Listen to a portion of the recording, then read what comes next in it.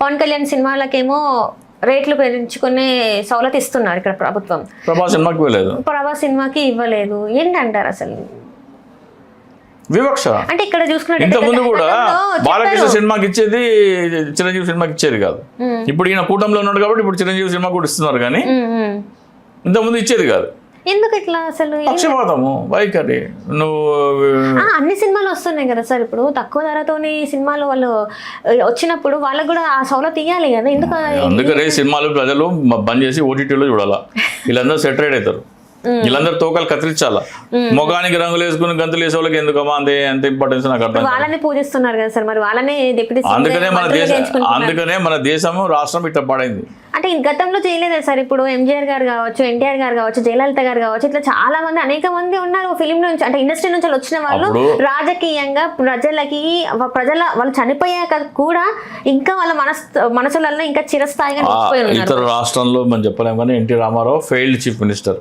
ఎందుకంటే ఆయన 2 సార్లు, ఒకసారి నాదెండ్ల వాళ్ళ నాన్న నాదెండ్ల భాస్కరరావు దింపేసిండు, ఒకసారి చంద్రబాబు నాయుడు దింపేసిండు. పొలిటికల్లీ ఫెయిల్డ్ లీడర్ అది ఎన్టీ రామారావు. ఎన్టీ రామారావు గెలిచిన తర్వాత మొదటిసారి గెలిస్తే వెన్నుపోటు పొడిచి నాదెండ్ల భాస్కరరావు ఆయన పడగొట్టేసిండు ఆయన ప్రభుత్వాన్ని. రెండోసారి గెలిచిన తర్వాత చంద్రబాబు నాయుడు ఆయన పడగొట్టినాడు. అంటే తన ప్రభుత్వాన్ని నిలబెట్టుకోలేని అసమర్థుడు ఎన్టీ రామారావు. అంటే నమ్మక ద్రోహం జరిగింది అనుకోవచ్చు కదా సార్? నమ్మక ద్రోహం జరిగింది, కానీ నువ్వు నీ ప్రభుత్వాన్ని నిలబెట్టుకునే సామర్థ్యం కూడా లేదు కదా నీ దగ్గర. ఆల్రెడీ అందరి అంటూనే ఉన్నారు కదా, వెన్నుపోటు ద్వారా తీసుకున్న పార్టీ తెలుగుదేశం పార్టీ అని చెప్పేసి. అవును, మరి ఎన్టీ రామారావు అసమర్థుడు కాబట్టి ఆయన వెన్నుపోటు పొడిచాడు. ఎన్టీ రామారావు సమర్థుడైతే ఈయన ముందే దూరం పెడతాడు కదా. అంటే సమాజానికి ఎంతో కొంత నేను చెయ్యాలన్న మనస్తత్వం నాది అని చెప్పేసి అటువంటి ఉండనిలే కదమ్మా. ఒకవేళ ఎన్టీ రామారావు ఉందనుకుందాం, చేసాడు కూడా కొన్ని, కానీ అటువంటి ఉండనివ్వలే కదా. పవన్ కళ్యాణ్ గారు కూడా అదే అంటున్నారు కదా, సమాజానికి ఎంతో కొంత మంచి చేయడానికి నేను ఉన్నా అని చెప్పి. నువ్వు చంద్రబాబు నాయుడు కుటుంబానికి, నారా కుటుంబానికి, తెలుగుదేశం పార్టీకి చేయడానికి ఉన్నావు. కానీ ఇప్పుడు జగన్మోహన్ రెడ్డి కొన్ని పథకాలు తీసుకొచ్చాడమ్మా. ఇప్పుడు ఆంధ్రప్రదేశ్ ఓసీ కులాల్లో తీసుకుంటే ఓసీలు ఎవరుంటారు? కాపులు, కమ్మ, రెడ్డి, వెలమ, బ్రాహ్మణ, వైశ్య, క్షత్రియ. వీటన్నిటిలోకెల్లా పేద కులం కాపుల కులం. అంటే ఓసీలో చూసుకుంటే బీసీలేసి వాళ్ళు ఎట్లాగో. ఈయన ఏం చేసినాడు జగన్మోహన్ రెడ్డి గారు? ప్రభుత్వ పాఠశాలలో నాడు నేడు మంచి ఎడ్యుకేషన్, బైలింగ్వల్ టెక్స్ట్ బుక్స్, ఆంగ్ల మాధ్యమం ప్రవేశపెట్టావు. నువ్వు దాన్ని వ్యతిరేకించినావు. అంటే ఓసీలో ఉన్న పేదలకి నువ్వు ద్రోహం చేసినట్టే కదా. 17 మెడికల్ కాలేజీలు పెట్టినావు. 17 మెడికల్ కాలేజీలు పెడితే దాంట్లో మంచి ర్యాంక్ వస్తే పేద పిల్లలు వాళ్ళు 1,50,000 2 లక్షల్లో డాక్టర్ అయిపోవచ్చు ఆ ఫీజు కట్టుకొని, వాళ్ళకి మెరిట్ ఉంటే. నువ్వు దాన్ని పీపీపీ తీసుకొచ్చినావు. అంటే ఇప్పుడు వాళ్ళకి మెడిసిన్ చదివే అవకాశాన్ని కాల రాస్తున్నావు కదా. అంటే కాపులకు ద్రోహం చేస్తున్నావు కదా నువ్వు. నీకు ఓటేసిన కాపులకి ఎంత ద్రోహం చేస్తున్నావు చెప్తున్నాను. నీకు ఓటేసిన కాపులు గవర్నమెంట్ మెడికల్ కాలేజ్ ఉంటే అక్కడ పోయి ట్రీట్మెంట్ తీసుకుంటారు, ఫ్రీ ట్రీట్మెంట్. అదే నువ్వు పీపీపీ చేస్తే దాంట్లో డబ్బులు ఇవ్వాలా. నువ్వు 7 లక్షల ఎకరాల విస్తీర్ణం ఉన్న పోలవరం ప్రాజెక్ట్ని ఎత్తి తగ్గించి 2 లక్షలకు కుదించినావు. దాంట్లో కాపు రైతులు ఉంటారు కదా, వాళ్ళు నష్టపోయినారు కదా. నువ్వు ఎవరికి మేలు చేసినావు? ధాన్యం రేట్ లేదు, వ్యవసాయ ఉత్పత్తులకి రేట్లు ఎక్కడున్నాయి? ధాన్యానికి లేవు, అట్టు పండ్లకు లేవు, దేనికి లేవు. నువ్వు ఇవ్వడం వల్ల చంద్రబాబు నాయుడు ఒకటే బాగుపడ్డాడు. అమరావతిలో లక్షల కోట్లు దోచుకుంటా చంద్రబాబు నాయుడు బాగుపడుతున్నాడు. రోడ్ వేస్తున్నారమ్మా అమరావతిలో, కిలోమీటర్కి 60 లక్షలు, 60 కోట్లు, 80 కోట్లు, 100 కోట్లు అట్లా రేట్ ఇస్తున్నారు.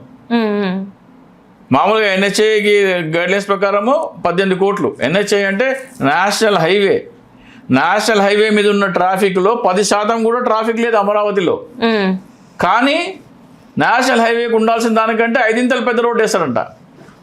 నేషనల్ హైవేకి ఎంత ట్రాఫిక్ ఉంటుందో దాంట్లో 10% ట్రాఫిక్ కూడా అమరావతిలో ఒక రోడ్డు మీద పట్టుమని 10 కార్లు రోజుకి. దానికి నేషనల్ హైవే కంటే 5 రెట్లు పెద్ద రోడ్డు ఇప్పుడు వేస్తారంట. ఎందుకంటే 100 సంవత్సరాల తర్వాత అవసరమయ్యే రోడ్డు ఇప్పుడు వేస్తా అంటున్నాడు. సంవత్సరం వరద వస్తుంది, అది కొట్టుకుపోతుంది. వరద మళ్ళీ రోడ్డు వేయాలా, మళ్ళీ డబ్బులు మింగాల.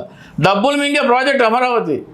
ల్యాండ్ పూలింగ్ దగ్గర నుంచి అమరావతి తెలంగాణ సెక్రటేరియట్ ఎంత విస్తీర్ణము 8 లక్షల ఎస్ఎఫ్టీ, దానికి 5 ఇంతలు పెద్దది 53 లక్షల ఎస్ఎఫ్టీ ఆంధ్రప్రదేశ్ సెక్రటేరియట్ కడతారంట. ఎందుకని? అంత ఖర్చు పెడితే ఎంత ఎక్కువ ఖర్చు పెడితే అంత ఎక్కువ మింగొచ్చు.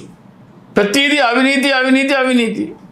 నీ వల్ల ఆంధ్రప్రదేశ్ అధోగతి పాలవుతుంది. 3 లక్షల కోట్ల సంవత్సరం ఉన్నలో 3 లక్షల కోట్ల అప్పు చేసినాడు చంద్రబాబు నాయుడు.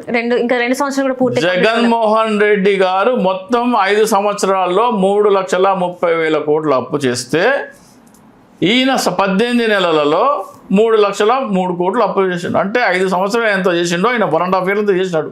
అప్పుడు వెనిజులా అయిపోతుంది, శ్రీలంక అయిపోతుందని రోడ్డు మీద గగ్గోలు పెట్టి పొర్లుతో ఏడ్చుకుంటుండే. ఇప్పుడు ఏమైపోయింది? నీ వాటా వస్తుందా? ఎందుకు మౌనంగా ఉన్నావు? అంటే తను చెప్పేది ఏంటంటే కులాల మధ్య మతాల మధ్య చిచ్చు పెట్టి వాళ్ళని అరికట్టాలి అని చెప్పేసి మాట్లాడుతున్నారు. చివరి శ్వాస వరకు తాను ఉంటానని చెప్పేసి వాళ్ళు అంటే అక్కడ ఉన్న ప్రజల కోసం ఉంటానని చెప్తున్నారు. ఇవన్నీ ఇంతమంది ఇందాక చెప్పిన లిస్ట్ అంతా ప్రజలు నష్టపోయారు.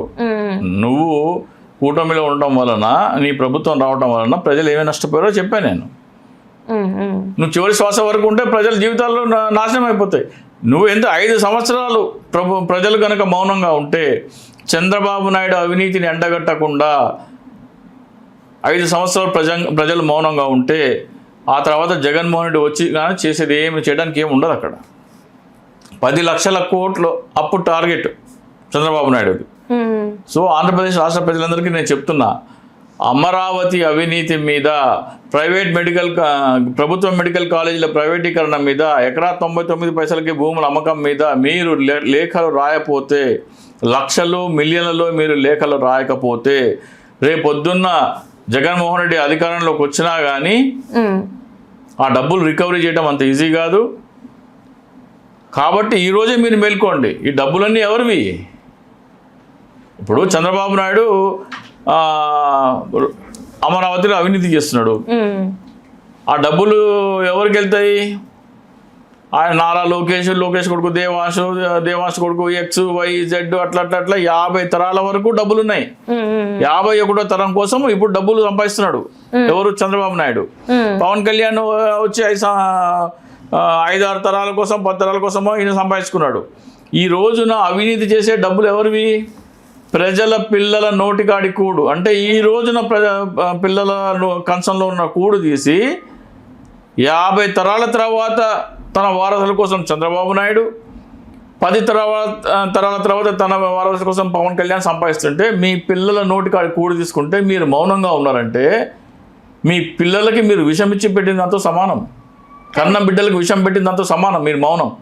కానీ ఇప్పుడు అంటే పవన్ కళ్యాణ్ గారు చెప్పేది ఏంటంటే చంద్రబాబు నాయుడు గారి అనుభవం అవసరం అని చెప్పేసి. అదే అమరావతిలో లక్షల కోట్ల దోపిడీయే ఆయన అనుభవం. అమరావతిలో జగన్మోహన్ రెడ్డి ఏమో ప్రభుత్వ భూమిలో రాజధాని కట్టమంటే ఆ ఆదాయం ప్రభుత్వ ఖజానాకు వచ్చి ప్రజలు బాగుపడతారు. చంద్రబాబు నాయుడు అనుభవం ఏంటి? దోచుకోవడం కోసం ల్యాండ్ పూలింగ్ చట్టం తీసుకొచ్చి లక్షల కోట్లు దోచుకొని మింగటం. ఇది చంద్రబాబు నాయుడు అనుభవం. దేంట్లో? సిద్ధాస్తుడు దోచుకోవడంలో. సో ఆంధ్రప్రదేశ్ ప్రజలకు చెప్తున్నా నేను, ఇప్పుడైనా సరే, ఈ రోజున వీళ్ళు చేసే అవినీతి మీ పిల్లల నోటి కాడి కూడు తీసుకుంటున్నారు. మీరు మౌనంగా ఉన్నారంటే మీ పిల్లలకి మీరే విషం పెట్టిన దాంతో సమానం. కాబట్టి చంద్రబాబు నాయుడు చేస్తున్న అవినీతి అంటే ల్యాండ్ పూలింగ్ అంశంలో కానీ, ప్రభుత్వ మెడికల్ కాలేజీల ప్రైవేటీకరణ అంశంలో కానీ, ఎకరా 99 పైసలకే భూములు అమ్మటం కానీ, కిలోమీటర్ రోడ్డుకి 100 కోట్ల రూపాయలు ఇవ్వటమే కానీ, డిఫారెస్టేషన్ పేరు మీద, నీళ్లు తోడటం పేరు మీద చేస్తున్న అవినీతిని మీరు ఈ రోజున అడ్డుకోకపోతే మీ పిల్లల నోటికాడు మీరు కొడుతున్నారు. కన్న బిడ్డల పిల్లల కాడి కూడు తీసి వాళ్ళకి పెడుతున్నారు మీరు. సో దీన్ని మీరు అడ్డుకోవాలంటే గౌరవ భారత ప్రధాన న్యాయమూర్తి గారికి అమరావతి ల్యాండ్ పూలింగ్ అంశంలో జరిగిన అవినీతి, ప్రభుత్వ మెడికల్ కాలేజీల ప్రైవేటీకరణలో జరుగుతున్న అవినీతి, అలాగే ఎకరా 99 పైసలకే భూములు అమ్మే అంశం మీద అవినీతిపై CBI విచారణ కోరుతూ గౌరవ భారత ప్రధాన న్యాయమూర్తికి తక్షణం లేఖలు రాయండి. మీ లేఖలు కావాలంటే మాకు ఈమెయిల్ చేయండి. మా ఈమెయిల్ ఐడి వచ్చేసేసి dicsochi@gmail.com. ఆ లేఖలు మీరు సైన్ చేసి స్పీడ్ పోస్ట్ పంపిస్తే అవి లక్షల్లో మిలియన్లో సుప్రీంకోర్టు చేరితే మీ ఈ చంద్రబాబు నాయుడు దోపిడీ ఆగిపోయి మీ పిల్లల భవిష్యత్తు బంగారు భవిష్యత్తు అవుతుంది. హలో, తెలుగు రాజ్యం ఛానల్ చూస్తున్నారా? సామాజిక, రాజకీయ, జీవన చిత్రణే తెలుగు రాజ్యం. అతిశయోక్తులు, అసత్యాలు ఉండవు. రాజకీయ కోణం కాదు, ప్రజా కోణమే కొలబద్ద. తెలుగు రాజ్యం వీక్షణ మీ ఉత్తమ అభిరుచికి నిదర్శనం.